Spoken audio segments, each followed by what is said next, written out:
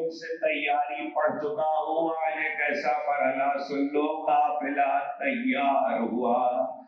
حسین ابن علی نہیں جا رہے ہیں، مدینے کا بادشاہ مدینہ چھوڑ کے جا رہا ہے۔ تاریخوں نے لکھا اتنا گریا تھا، مدینے میں رونے کی آوازیں اتنی تھی کہ بہرے گھروں سے اٹھ کر آ گئے، بہرے گھروں سے اٹھ کر آ گئے، اتنا گریا تھا مدینے میں۔ حسین ایک بزرگ کی قبر میں اقدس سے رخصت ہوئے، اور جب رخصت ہو چکے، لالا سے ماں سے، آپ کو پتا ہے لالا کی قبر پر گئے، آرام آرام سے چلتے ہوئے گئے، رخصت کے لیے حسن کی قبر پر آئے، آرام آرام سے چلتے ہوئے آئے، مکے میں لالی خدیجہ سے رخصت ہوئے تھے، آہستہ آہستہ چلتے ہوئے آئے، لیکن جب ماں سے رخصت کے لیے آئے تو اتنا تیز آئے جیسے بچہ وادی کھول کے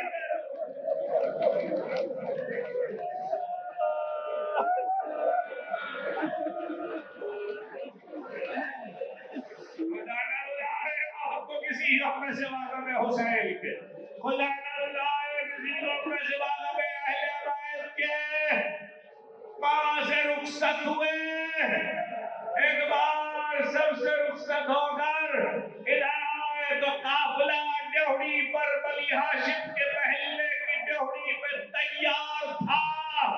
بیویاں لاکھوں میں ہماریوں پہ بیٹھ چکی، ہماریاں لاکھوں پہ رکھی جا چکی، ترتیب یہ ہے کہ سب سے آگے حسین ابن علی کا رہوار ہے، اس کے بعد بنی ہاشم کے جوان گھوڑوں پر ہے، دریال میں ہماریوں کے ناکے ہیں، اس کے پیچھے وہ اونٹ ہے جن پہ اسباب اور سامان، چھونداریاں، بشکیں اور یہ سارے ناکے ہیں، سب سے آخر میں ابو الفضل عباس ہے۔ یہ ترتیب بہت سنی ہوگی مگر شاید وہ فقرہ نہ سنا ہو، ایک بار ایک جملہ صرف کہتا ہے،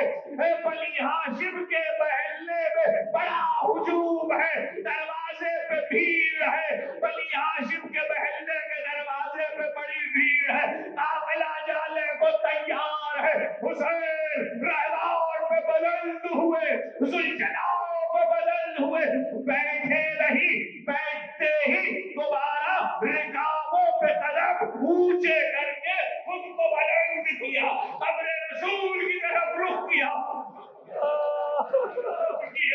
لالا کو سلام کر کے آخری جملہ، حسین رہوار پہ بیٹھے، جھک کے لالا کو سلام کر کے رہوار پہ بیٹھے، حسین نے اشارہ کیا، علم سر پہ کھلا ہوا تھا،